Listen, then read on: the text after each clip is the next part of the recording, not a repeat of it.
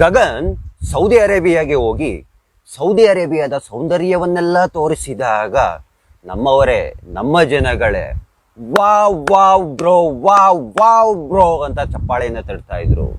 ಅಫ್ಘಾನಿಸ್ತಾನಕ್ಕೆ ಹೋಗಿ ತಾಲಿಬಾನಿಗಳನ್ನ ತೋರಿಸಿದಾಗ ಸೂಪರ್ ಬ್ರೋ, ನೀವು ಸೂಪರ್ ಸೂಪರ್ ಬ್ರೋ ಅಂತ ನಮ್ಮ ಜನಗಳೇ ಚಪ್ಪಾಳೆಯನ್ನು ತಡ್ತಾ ಇದ್ರು. ಪಾಕಿಸ್ತಾನಕ್ಕೆ ಹೋಗಿ ಪಾಕಿಸ್ತಾನಿ ವಿದ್ಯಾರ್ಥಿಗಳ ಜೊತೆ ಇವ್ರೂ ಸಹ ನಮ್ಮವರ ರೀತಿಯಾಗಿನೇ ಜೀವನವನ್ನ ಮಾಡ್ತಾ ಇದ್ದಾರೆ. ಮೀಡಿಯಾಗಳು ಮಾತ್ರ ದಾರಿ ತಪ್ಪಿಸುವಂತಹ ಕೆಲಸವನ್ನ ಮಾಡ್ತಾ ಇದ್ದಾರೆ ಅಂತ ಹೇಳಿದಾಗ ನೀವು ಬ್ರೋ, ರಿಯಲ್ ಬ್ರೋ ಅಂದ್ರೆ ನೀವು ಬ್ರೋ ಅಂತ ಅಂದ್ಬಿಟ್ಟು ಏನ್ ಚಪ್ಪಾಳೆಯನ್ನ ತಟ್ಟಿದ್ದು. ಅದೆಲ್ಲ ಹಾಳಾಗಿ ಹೋಗ್ಬಿಡ್ಲಿ.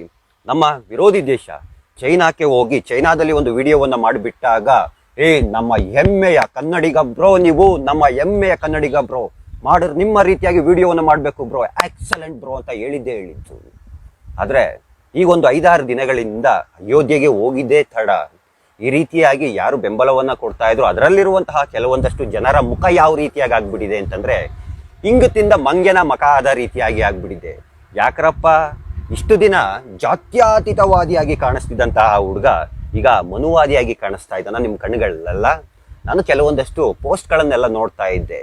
ಎಲ್ಲೋಗುತ್ತೆ ಹುಟ್ಟು ಕುಲದ ಗುಣ, ಸುಟ್ರೂ ಹೋಗೋದಿಲ್ಲ, ಬ್ರಾಹ್ಮಣ ಜಾತಿ ತಾನೆ. ಅದರಲ್ಲಂತೂ ಇಂಗ್ಲಿಷ್ ಕ್ಯಾಲೆಂಡರ್ನ ಶುಭಾಶಯ ಆಗ್ತಾಗ್ಲಂತೂ ಅಲ್ಲಿಂದ ಇನ್ನೂ ಪ್ರಾರಂಭವಾಗ್ಬಿಡ್ತು. ಏತಕ್ಕಾಗಿ ಈ ರೀತಿಯಾಗಿ ಆ ಬ್ರಾಹ್ಮಣ ಜಾತಿಯನ್ನ ಇಟ್ಕೊಂಡು ಏತಕ್ಕಾಗಿ ಆ ಹುಡುಗನನ್ನ ಟಾರ್ಗೆಟ್ ಮಾಡುವಂತಹದ್ದು? ಇಷ್ಟು ದಿನ ಮಾತ್ರ ನಿಮ್ಗೆಲ್ಲರಿಗೂ ಜಾತ್ಯತೀತವಾಗಿ ಕಾಣಿಸ್ತಿದ್ದಂತಹ ಹುಡುಗ ಈಗ ಕೋಮುವಾದಿಯಾಗಿ ಕಾಣಿಸ್ತಾ ಇದ್ದಾನೆ. ನಮ್ಮೆಲ್ಲರ ಪುಣ್ಯ ಏನು ಅಂತಂದ್ರೆ ಇದಕ್ಕೆಲ್ಲ ಮೂಲ ಕಾರಣ ಅಜಿತ್ ದೋವಲ್, ಜಯಶಂಕರ್, ನರೇಂದ್ರ ಮೋದಿ ಅವರೇ ಕಾರಣ ಅಂತ ಅಂದ್ಬಿಟ್ಟು ಇನ್ನೂ ಯಾರೋ ಹೇಳಿಲ್ವಲ್ಲ ಅಂತ ಅಂದ್ಬಿಟ್ಟು ಯೋಚನೆಯನ್ನ ಮಾಡ್ತಾ ಇದ್ದೀನಿ. ಒಂದು ಮಾತನ್ನ ಕೇಳೋದಕ್ಕೆ ಇಷ್ಟವನ್ನ ಪಡ್ತೀನಿ.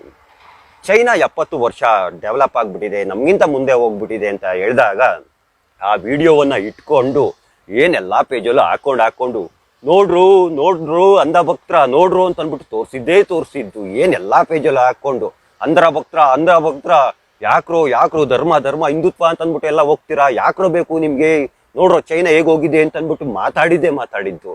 ಇವಾಗ್ಲೂ ಆ ಹುಡುಗ ಚೈನಾದಲ್ಲಿ ಹೇಳಿದ್ದು ಸತ್ಯ ಅಂತ ಅಂದ್ಬಿಟ್ಟು ನೀವೆಲ್ಲ ನಂಬೋದಾಯ್ತು ಅಂತಂದ್ರೆ ಹುಡುಗ ಅಯೋಧ್ಯೆಗೆ ಹೋಗಿ ಅಯೋಧ್ಯೆ ಇತಿಹಾಸವನ್ನ ಸರಿಯಾದಂತಹ ಮಾಹಿತಿಯನ್ನ ಕೊಡ್ತಾ ಇರ್ಬೇಕಾದ್ರೆ ಅದನ್ನ ಏತಕ್ಕಾಗಿ ತಡ್ಕೊಳ್ಳೋದಕ್ಕಾಗ್ತಾ ಇಲ್ಲ ನಿಮ್ ಕೈಲಿ?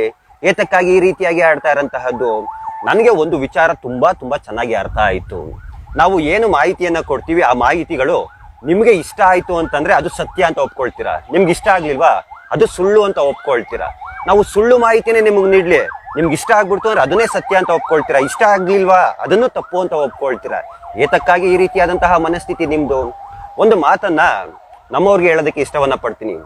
ನೀವು ಪ್ರಪಂಚದಲ್ಲಿ ಯಾವುದೇ ಜಾಗಕ್ಕೆ ಹೋಗಿ, ಯಾವುದೇ ಜಾಗವನ್ನ ಸುತ್ತಿ, ಎಷ್ಟೋ ಐಷಾರಾಮಿ ಹೋಟೆಲ್ನಲ್ಲಿ ಮಲಿಕೊಳ್ಳಿ, ಎಲ್ಲೆಲ್ಲಾರು ಮಲಿಕೊಳ್ಳಿ, ಕೊನೆಗೆ ನೀವು ಬಂದ್ಬಿಟ್ಟು ನಮ್ಮ ಮನೆಯಲ್ಲಿ ಮಲಿಕೊಳ್ತೀರಾ, ನಮ್ಮ ಮನೆಗೆ ಬರ್ತೀರಲ್ಲ, ಆ ಮನೆಗೆ ಬಂದು ಮನೆಯಲ್ಲಿರುವಂತಹ ನೆಮ್ಮದಿ, ಮನೆಯಲ್ಲಿ ಬರುವಂತಹ ನಿದ್ದೆ ಪ್ರಪಂಚದಲ್ಲಿ ಎಲ್ಲೂ ಸಹ ನಮಗೆ ಸಿಗೋದಿಲ್ಲ. ಅದನ್ನೇ ಹೇಳುವಂತಹದ್ದು ಮೂಲ ಸಂಸ್ಕೃತಿ ಅಂತ.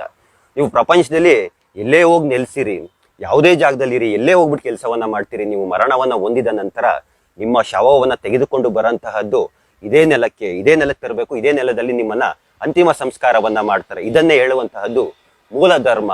ಈ ಮೂಲ ಧರ್ಮವನ್ನ ಯಾರೇನೇ ಮಾಡಿದ್ರು, ಎಲ್ಲಿಂದ ಏನ್ ಮಾಡಿದ್ರು ಮೂಲವನ್ನ ಕಿತ್ತಾಕೋದಕ್ಕೆ ಸಾಧ್ಯವಾಗೋದಿಲ್ಲ. ಅದು ಎಲ್ಲಿಂದನೋ ಯಾವ ಕಡೆಯಿಂದನೋ ಆ ಮೂಲ ಅನ್ನೋದು ಮತ್ತೆ ಹುಡಿಕೊಂಡು ಬರ್ತಾ ಇರುತ್ತೆ. ಯೋಚನೆಯನ್ನ ಮಾಡಿ. ಎತಕ್ಕಾಗಿ ಅಂತಂದ್ರೆ ಒಂದು ಬಾರಿ ಬೆಂಬಲಿಸ್ಬಿಟ್ಟು ಅದನ್ನ ಮತ್ತೆ ಬೆಂಬಲವನ್ನ ಹಿಂದೆ ತಗೊಳ್ಳಂತಹದ್ದು ಎಷ್ಟು ಭಯಂಕರ ಕಷ್ಟವಾಗಿರುತ್ತೆ, ಎಷ್ಟು ಕಹಿಯಾಗಿರುತ್ತೆ, ಇಂಗತಿಂದ ಮಂಗ್ಯನಾಗಿ ಮಖ ಆಗಿರುತ್ತೆ ಅಂತ ಅಂದ್ಬಿಟ್ಟು ಹೇಳಿದ್ನಲ್ಲ, ಅದಕ್ಕೆ ಹೇಳಿದ್ದು ಅಂತ ಯೋಚನೆ ಮಾಡಿ ಅಂತ ಹೇಳ್ತಾ ಎಲ್ಲರಿಗೂ ಒಳ್ಳೆಯದಾಗ್ಲಿ. ಎಲ್ರಿಗೂ ಧನ್ಯವಾದಗಳು ಸ್ನೇಹಿತರೆ. ಜೈ ಶ್ರೀಕೃಷ್ಣ.